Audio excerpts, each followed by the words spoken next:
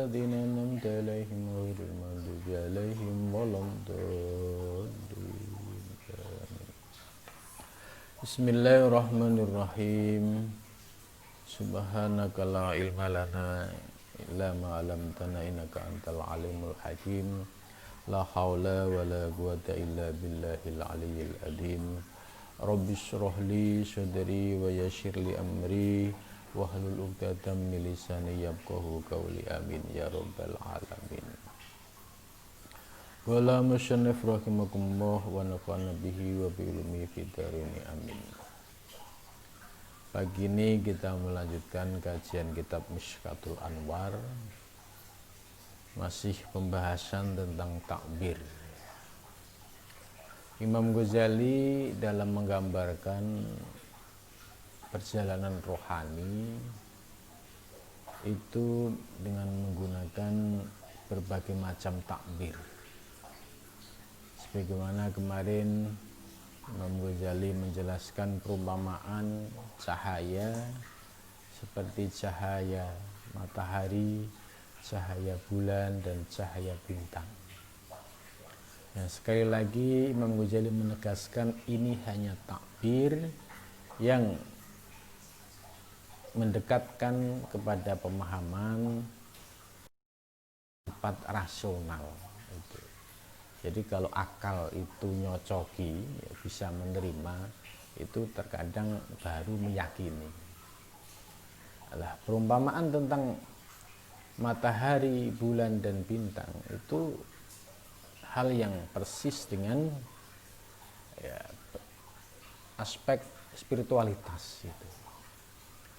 Ada kalanya seseorang mendapatkan limpahan cahaya ilahiyah sebagaimana mendapatkan cahaya matahari, maka sinarnya terang benderang menerangi alam semesta. Begitu juga orang yang mendapatkan cahaya bulan, ya, terangnya menerangi alam namun agak redup gitu. Tapi bagi orang yang di kegelapan malam akan merasa tertolong dengan cahaya bulan itu. Begitu juga bintang, ya, bintang walaupun cahayanya tidak bisa menerangi alam semesta, tapi dia menunjukkan eksistensinya. Dia bisa menyinari apa yang ada di sekitarnya. Ya. Begitu juga para ulama yang warasatul anbiya. Mereka ibaratnya, ini sekali lagi ibaratnya atau takbir, seperti mendapatkan perumpamaan cahaya tadi. Ada ulama yang memiliki pengaruh tingkat global, ada ulama yang punya pengaruh tingkat nasional, ada ulama yang punya pengaruh tingkat provinsi, kabupaten, kota, kecamatan, desa, sampai RT RW. Semua adalah label ulama atau ustadz, dan mereka adalah penyampai ajaran Nabi. Nah, sekalipun yang di tingkat bawah, ya, seperti mereka yang menjadi guru-guru di kampung, ya, itu ibarat cahayanya, ya, cahaya yang memberikan terang benderang untuk masyarakat sekelilingnya. Itu dari aspek perumpamaan orang-orang yang mendapatkan cahaya ilahiyah. Begitu juga dalam hal aspek rohaniah, ya, spiritualitas, ya, juga seseorang akan merasakan jangkauan tahapan perjalanan rohaninya. Ada seorang salik yang sudah istiqomah zikir, riyadhah mujahadah, ya, pencapaiannya baru di alam misal misalkan. Ya. Ada juga yang tahap pencapaiannya pada alam di atasnya lagi, yaitu alam arwah. Ada juga yang sampai tahapan pencapaiannya itu ya dari alam arwah naik ke 3 alam berikutnya. Tapi ini bagi orang-orang yang mendapatkan mandat rohani ya, untuk menjadi pembimbing umat. Dia memiliki warasatul wilayah ya, bukan warasatul nubuah ya, penerus nabi ya, dan warasatul wilayah, pewaris kewalian. Dan mereka akan memiliki pengaruh sangat luas ya, dapat dirasakan oleh umat itu. Mungkin dalam skup negara maupun dalam skup tingkat dunia itu. Tapi bagi para salik tentu penggambaran seperti ini perjalanannya memiliki tujuan yang jelas.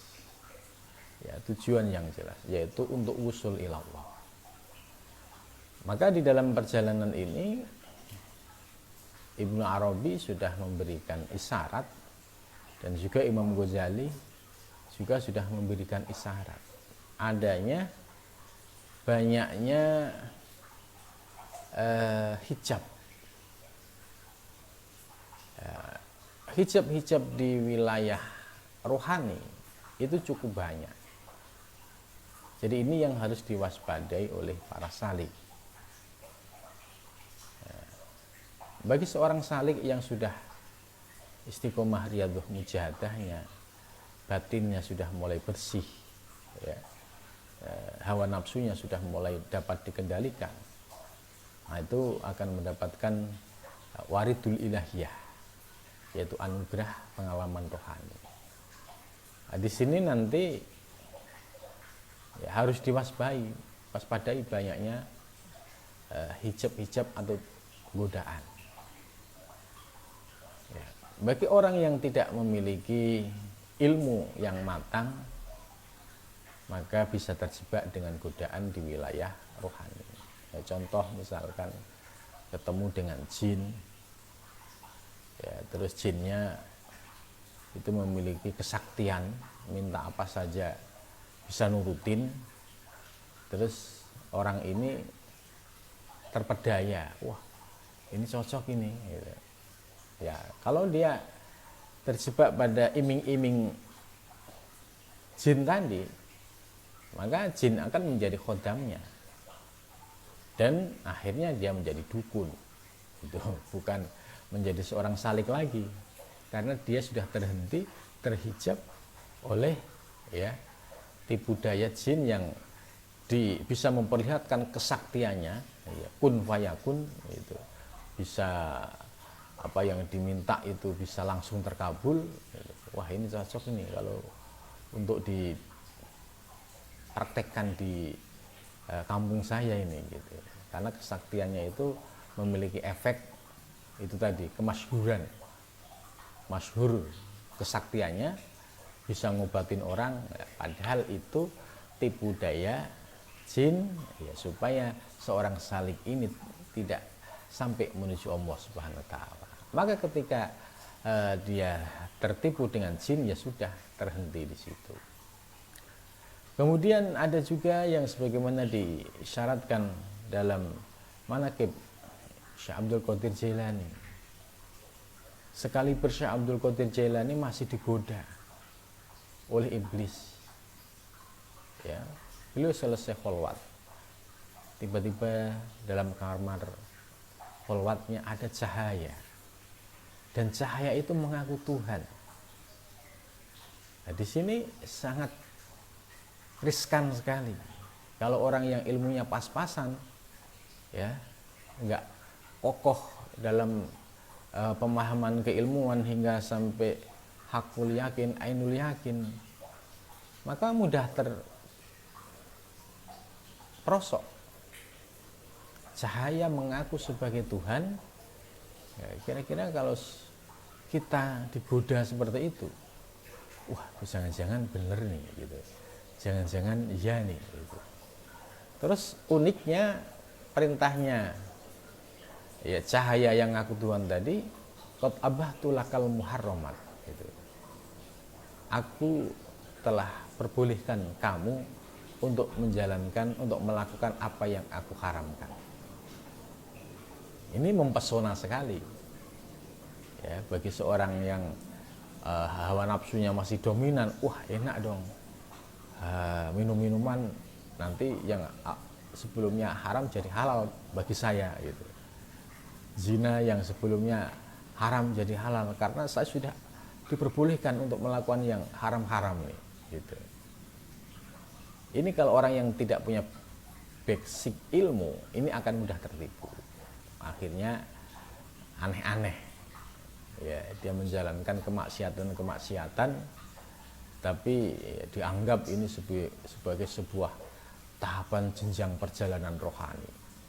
Dan ini menurut Ibnu Arabi dan Ghazali ini adalah hijab-hijab nurani ya, yang sangat mempesona.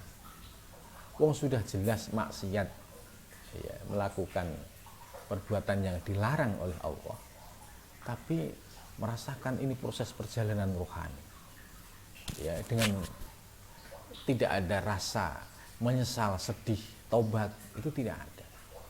Nah, ini dampak dari pemahaman yang tidak utuh dalam memahami syariat lahir dan syariat batin itu. Nah, maka kalau Imam Ghazali, Imam Ibnu Arabi dan juga Syekh Abdul Qadir Jailani yang godaan di wilayah alam rohani ternyata cukup berat, Anda tidak memiliki dasar ilmu yang kokoh, itu pasti akan mudah terpesona.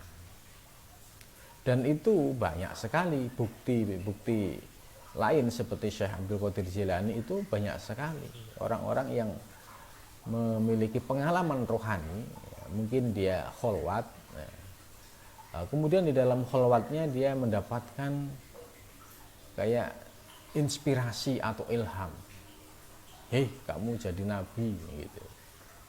Ya, itu sudah terbukti contoh seperti ini, seperti Musodik yang pernah mengaku nabi di Indonesia, ya itu kan setelah kholwat di Gunung Sindur.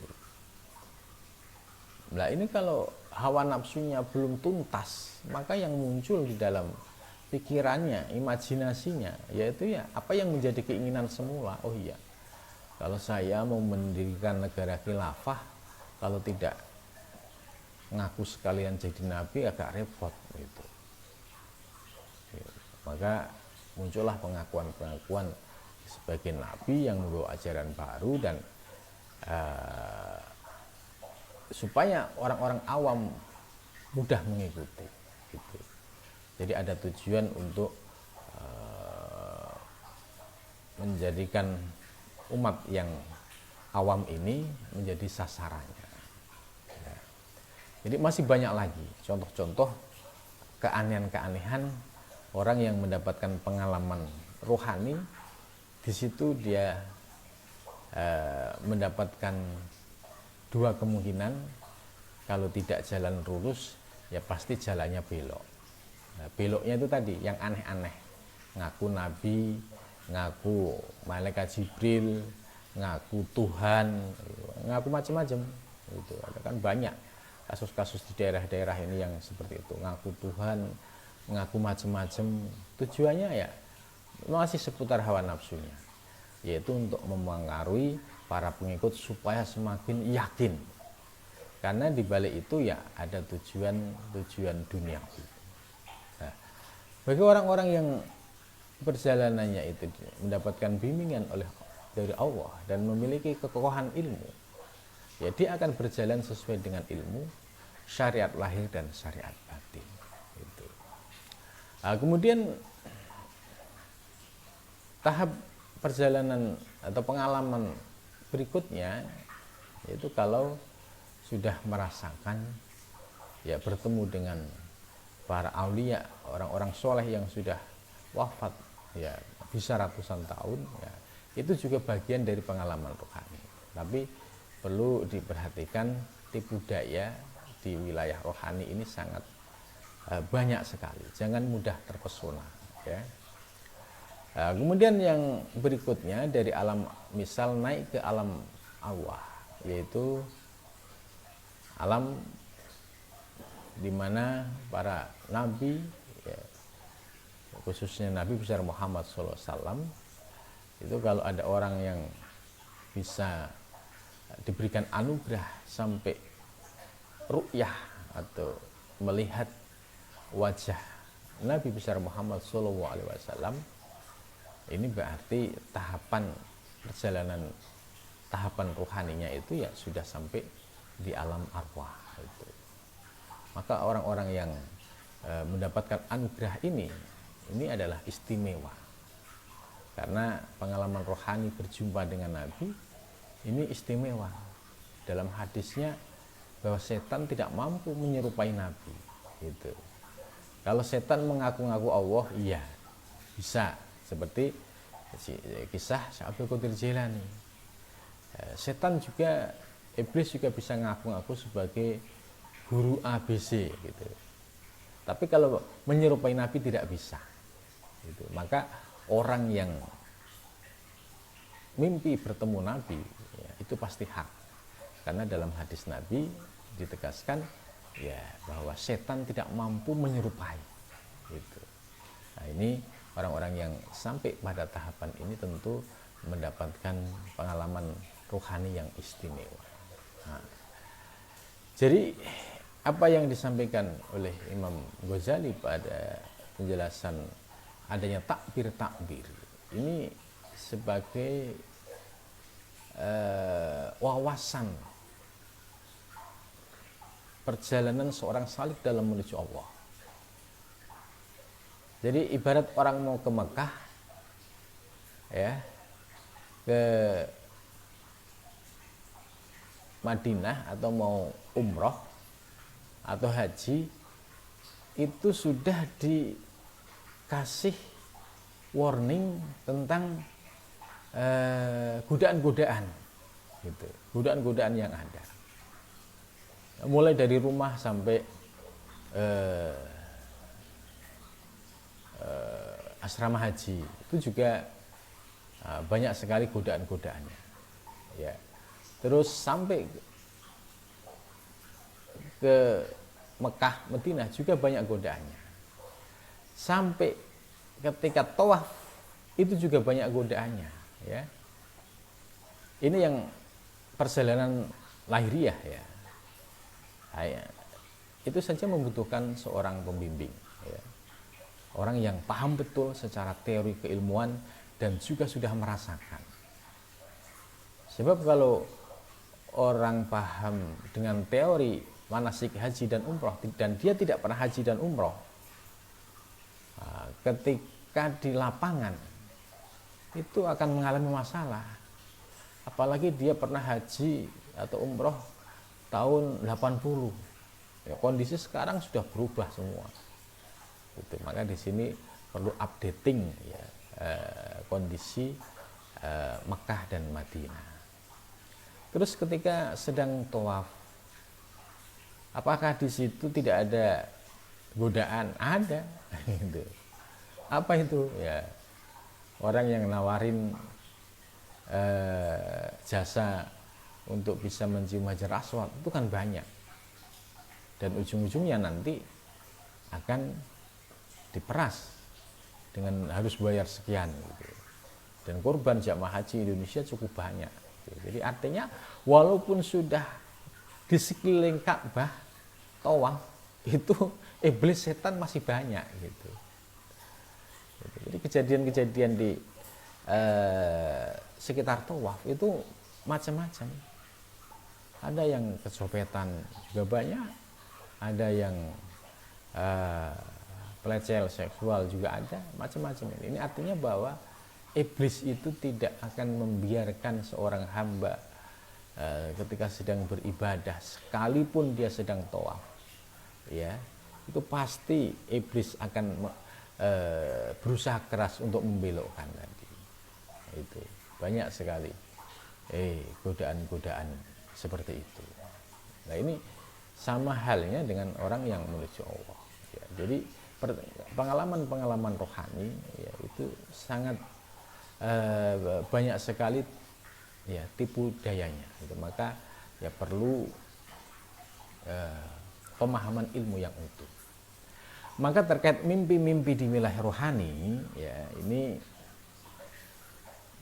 nyambung dengan kitab Al-Hikam, gitu. Supaya kita tahu batasannya, mana mimpi yang boleh diyakini, mana mimpi yang sebagai bunga tidur, gitu.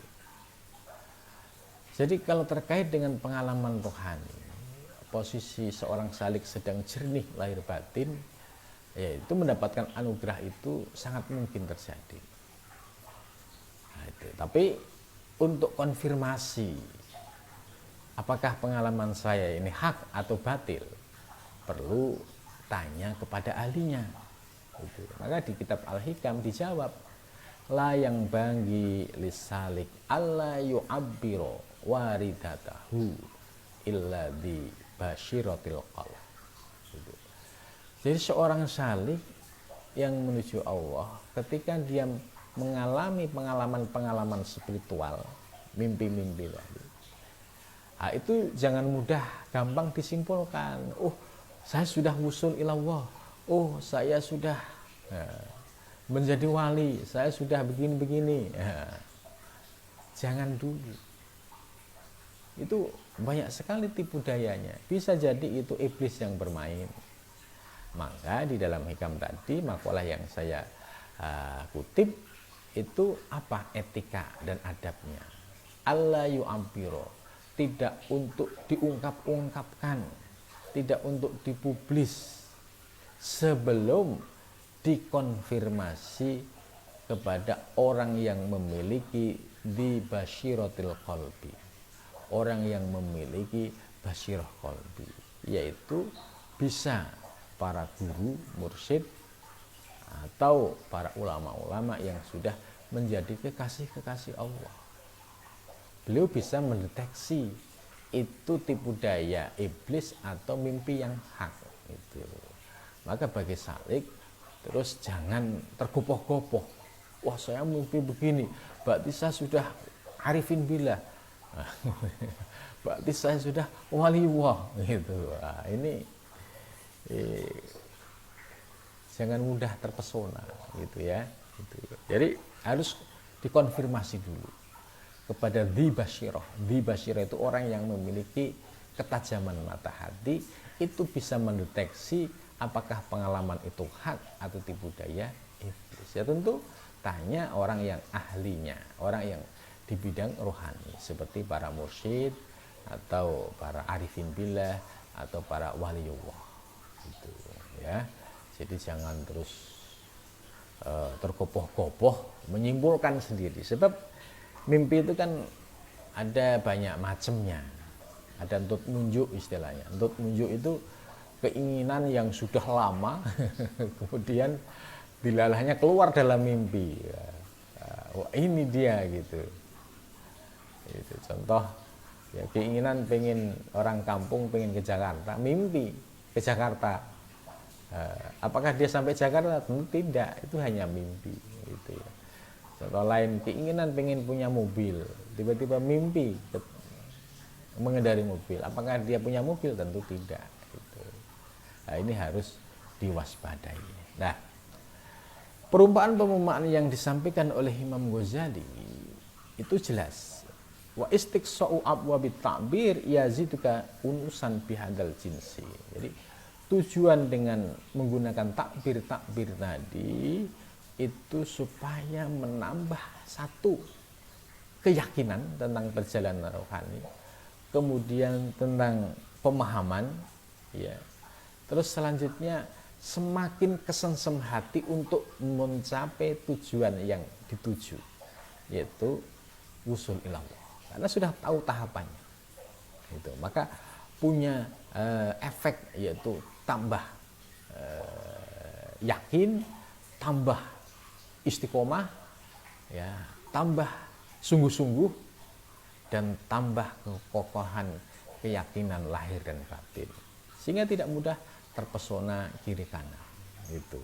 Ya, ini maksud dari adanya takbir-takbir tadi, karena untuk membahasakan pengalaman rohani yang bersifat langit, ya dibahasakan dengan bahasa yang membumi gitu. Jadi membahasakan pengalaman rohani yang bersifat langit, ya, kemudian diterjemahkan dalam bahasa duniawi, dunia yang mudah dipahami, masuk akal, dan kira-kira memiliki kemiripan lah. Tapi bukan berarti persis, tidak. Ya, itu tujuannya dengan ibarat-ibarat yang dibuat oleh Imam Ghazali dalam menggambarkan tentang perjalanan rohani. Kemudian selanjutnya,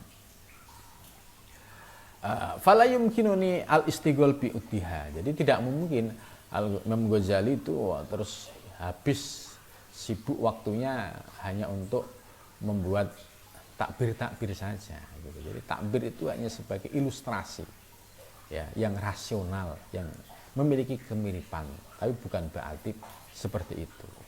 Nah, ya, perumpamaan-perumpamaan ini tentu setiap daerah itu memiliki perumpamaan yang berbeda-beda, ya, baik di Arab maupun di Jawa, ya, itu memiliki perumpamaan yang bermacam-macam, ya. Selanjutnya bal aqulu, ya, bahkan aku berkata, kama anna fil maujudat, sebagaimana di dalam hal-hal yang maujud al aliyah, yang sifatnya tinggi, ar-ruhaniyah, yang sifatnya rohani, ma misaluhu asyamsu wal qamar wal kawin, sebagaimana telah dicontohkan perumpamaan matahari, bulan, dan bintang. Nah, itu hanya ilustrasi penggambaran saja, ya. Jangan sampai dipahami tekstual. Itu kata Imam Ghazali, ya, kalau ada Syams, Qamar, Kawakib, saya kemarin sudah mimpi ketemu bulan, ketemu matahari. Apakah itu? Ya bukan. Nah, karena tidak memiliki pemahaman tentang apa yang disampaikan oleh Imam Ghazali, bahwa itu hanya ibarat, ya, untuk mendekatkan paham saja. Wa kadzalika fiha ma lahu amsilatun ukhra. Jadi hal semacam ini memiliki banyak amsilah, contoh-contoh yang lain. Ya, contoh kalau perumpamaan-perumpamaan soal perjalanan rohani tadi, kalau contoh yang amsilatun ukhra tapi yang asriyah, yang saat kontemporer saat ini, ya, perumpamaan orang yang menuju Allah itu ya persis seperti orang mau berangkat haji atau umroh. Ya, orang mau berangkat haji dan umroh itu harus memiliki persyaratan, ya. Pertama, persyaratannya apa? Harus punya yaitu bekal, sangu. Ya, sangu mulai dari kalau haji bayar UNH, ya, kemudian lunas dan masuk daftar haji tahun sekian, gitu. Itu bekal. Kalau tanpa bekal, ya tidak akan sampai. Orang pengen haji, tapi nggak punya bekal, nggak ngikuti prosedur, ya nggak bakalan sampai. Mau haji, ya asal naik pesawat, ya nanti ya sulit untuk bisa sampai ke Jeddah, karena semua ada prosedurnya. Mungkin terbang ke Jeddah bisa, tapi untuk masuk ke Mekah, kalau paspornya, visanya tidak punya, nggak bakalan diizinkan, gitu. Jadi ada prosedur lahiriah ini yang wajib ditaati. Ya, tidak dengan bahasa zaman Nabi kan nggak ada begitu-begituan, gitu. Nah, ini namanya ketinggalan zaman, gitu. Kalau mengikut ibadah di zaman Nabi, ya pakai saja onta, gitu kan. Dari sini sampai sana itu ditempuh berapa bulan, gitu. Nah, ini bukan salah hadisnya, bukan salah nabinya, tapi salah pemahamannya. Dia memahami pesan Nabi secara tidak utuh, memahami secara tekstual, sehingga memiliki dampak pengamalan yang tidak tepat gitu. Jadi kalau mau haji dan umroh ya ikuti prosedurnya. Bekal meliputi ya taat administrasi, ya taat prosedur. Begitu juga haji, sejak mulai dari tingkat kabupaten itu semua sudah ada panitianya, sampai di Mekah Madinah sudah ada panitianya. Ikuti aturan panitia itu, nggak ngikutin bingung, nggak bisa pulang, repot lagi gitu ya. Jadi bekal ini penting ya. Kemudian selanjutnya harus punya yang namanya disebut sebagai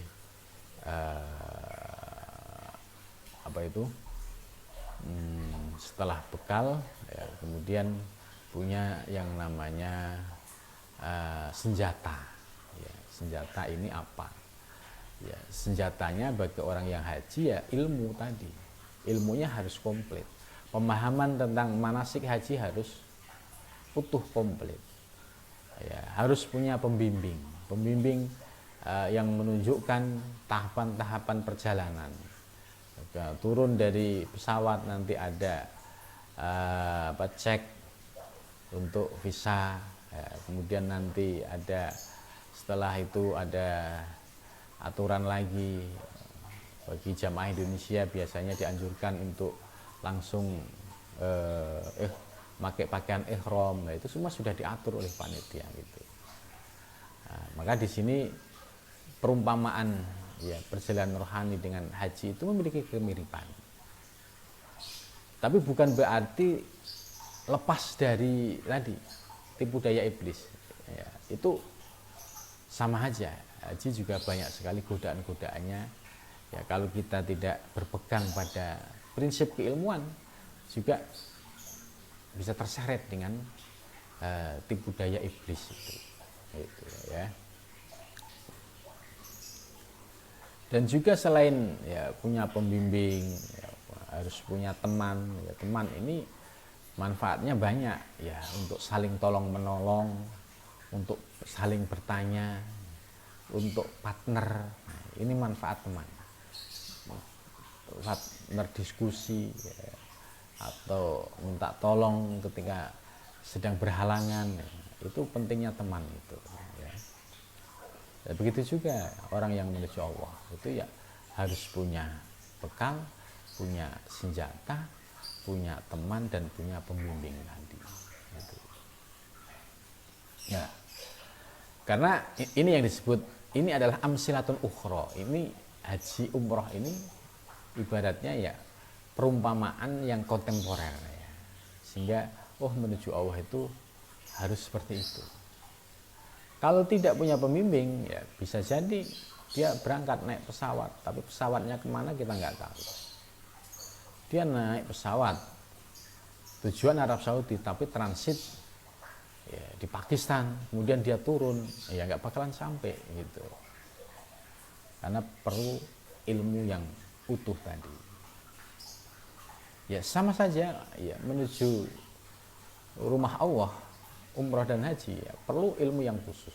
Kalau enggak ya ngikut saja sama pembimbing yang bisa dipercaya gitu. Ya, begitu juga ilmu-ilmu menuju Allah. Ilmu secara teori dia memiliki kekokohan pemahaman.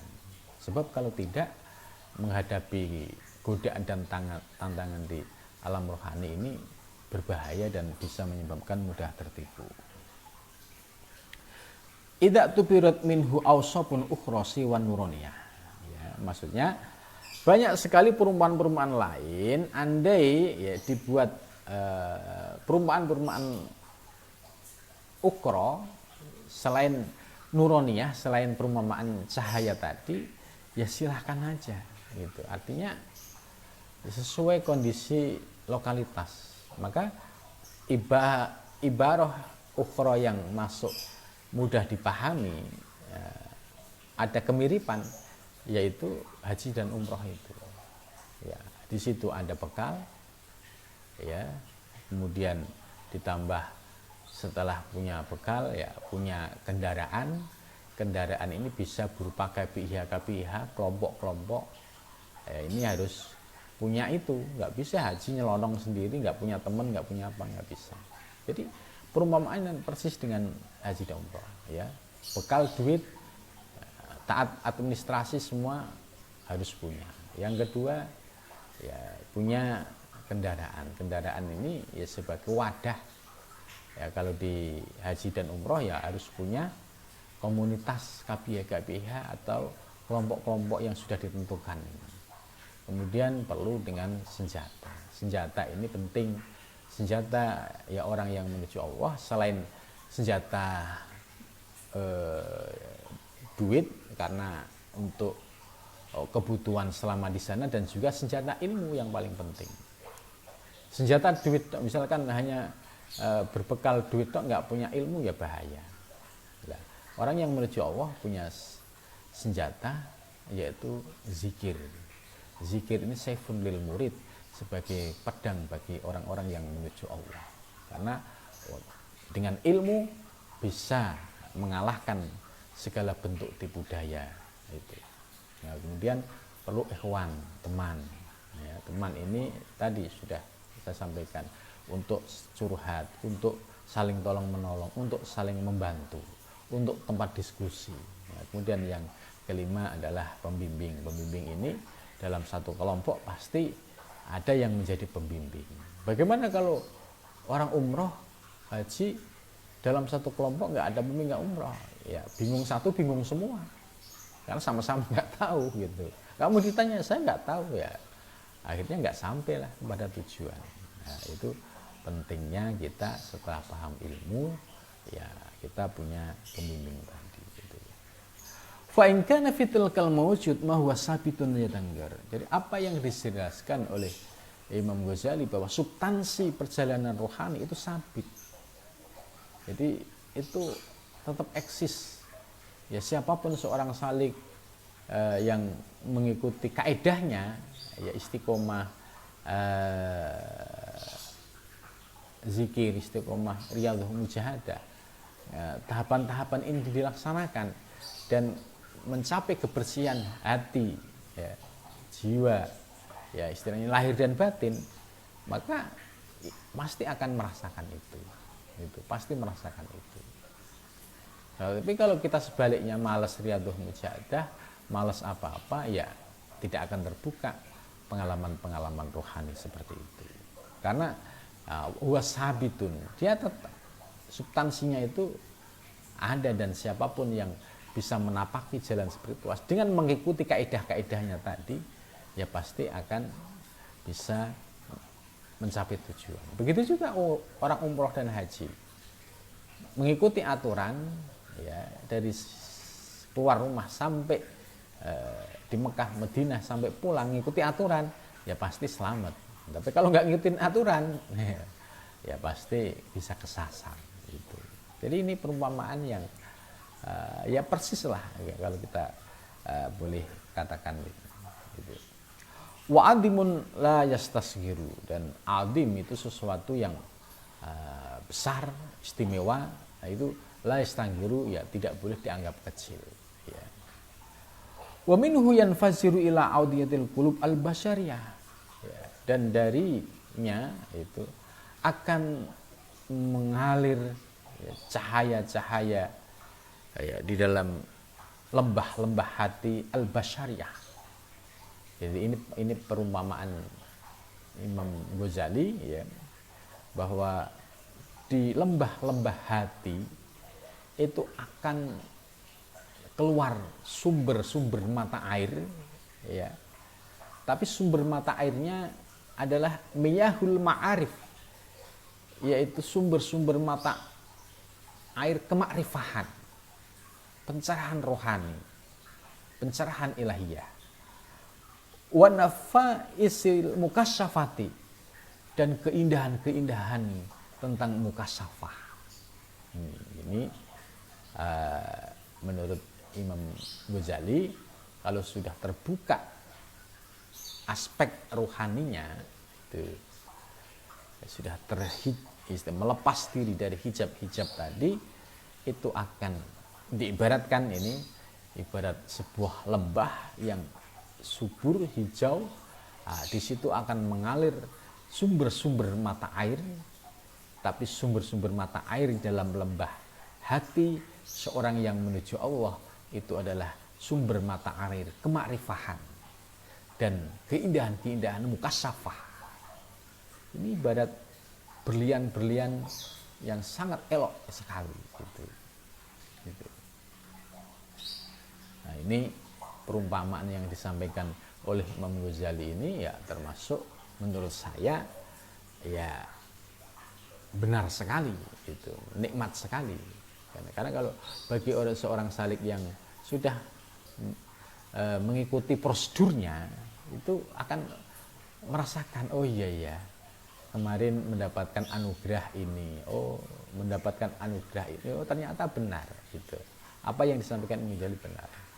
Begitu juga orang yang perumpamaan haji tadi umroh, oh dia bisa lihat bandara Jakarta, bandara internasional Jakarta, oh bisa melihat keelokan bandara Jeddah, kemudian terus masuk ke hotel-hotel sekitar Masjidil Haram, dia terpesona, ternyata banyak gedung bertingkat di sini, hotelnya pun mewah dan sebagainya. Ini yang disebut perumpamaan ini, yaitu miyahul ma'arif wan nafaisil mukasyafah.